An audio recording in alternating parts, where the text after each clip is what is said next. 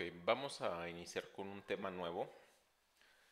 Este tema es ORMs y vamos a preguntarle a ChatGPT qué es un ORM para tener un poquito de contexto. ¿Qué es un ORM?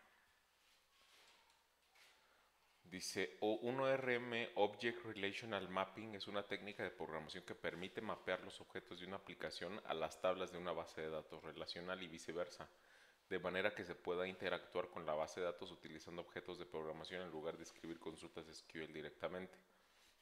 Un ORM permite abstraer la complejidad de la base de datos haciendo que el código de la aplicación sea más legible y mantenible. Además, proporciona un conjunto de herramientas para la gestión de la base de datos como la creación y la actualización de tablas, la relación de consultas y la persistencia de objetos en la base de datos. Los ORM son utilizados principalmente en el desarrollo de aplicaciones web y se han convertido en una herramienta común en los frameworks de desarrollo web como Django, Ruby on Rails, entre otros. Ok. Entonces aquí lo que entiendo es como una técnica que permite mapear objetos. Yo lo que entiendo es como, bueno, es como un intermediario entre el servidor web y la base de datos que nos permite reducir la complejidad para hacer peticiones a la base de datos. Vamos a preguntarle cuál es la estructura. ¿Cuál es la estructura de un ORM en código?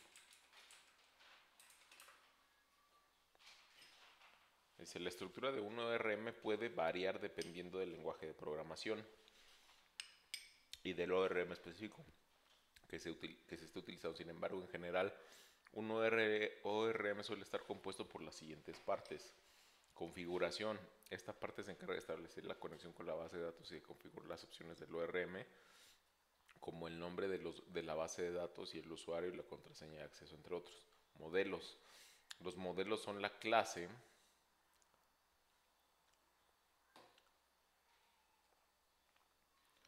A ver, los modelos son las clases que representan todas las bases, las tablas de las bases de datos. Cada modelo suele tener atributos que corresponden a las columnas de la tabla y método que permiten interactuar con los datos de la tabla. Mapeo objeto relacional. Esta parte se encarga de realizar el mapeo entre los objetos de la aplicación y las tablas de la base de datos.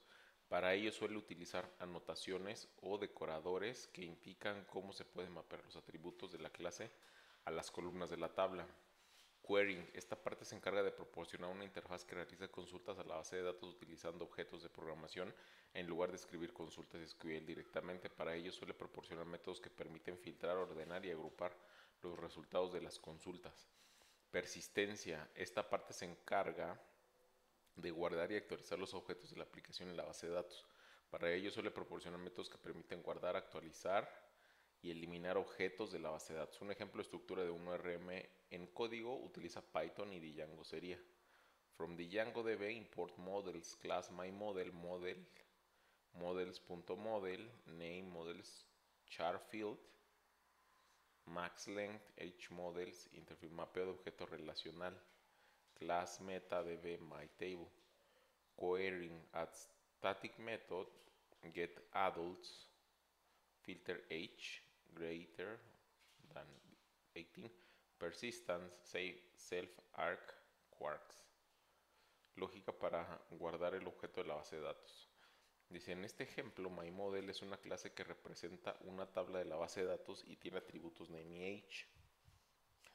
En la configuración se establece un modelo de tabla correspondiente a esta clase, es myTable. En el querying se define un método getAdults que devuelve los objetos de myModel cuya edad es mayor o igual a 18 años.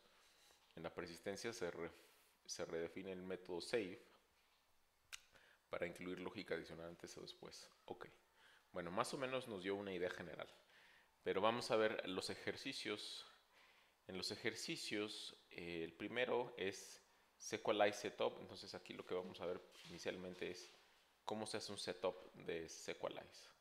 Sequelize es, por así decirlo, un método del ORM que nos permite hacer la conexión con la base de datos. Vamos a ver qué archivos nos están dando. A ver, nos están dando un config, que es un JavaScript. Y aquí estoy requiriendo Sequelize. Sequelize aquí lo está tomando como una librería.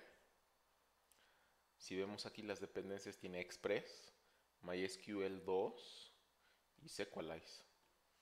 Entonces, aquí está requiriendo la librería Sequelize y crea la conexión con llamando una variable Sequelize y new Sequelize, en donde le vamos a pasar el nombre de la base de datos, el usuario y el password.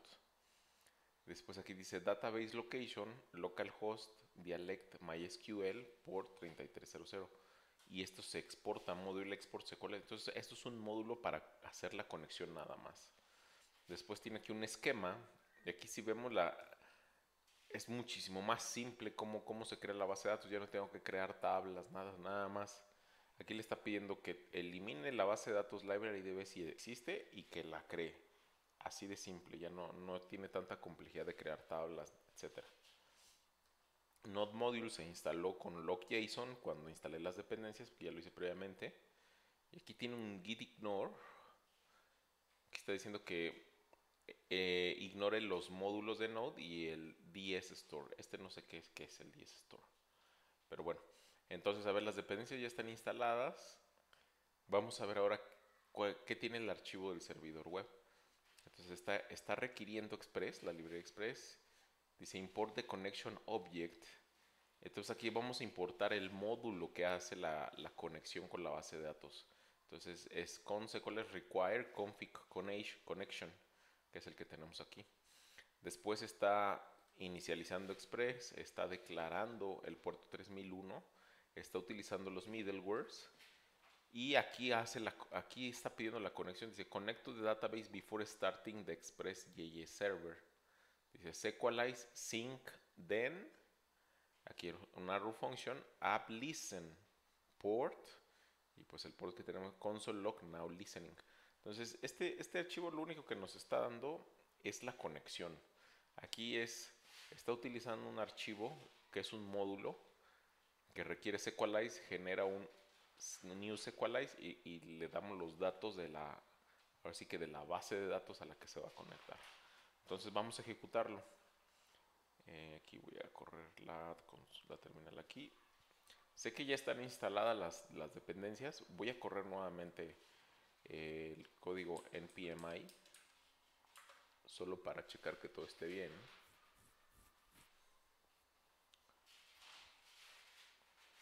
Esperemos que no demore mucho.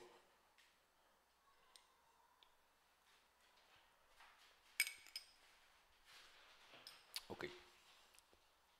Ahora vamos a correr npm run start para que inicie el servidor web o el archivo server.js. Dice node server.js. Nos debería mandar un mensaje de confirmación de que ya está conectado.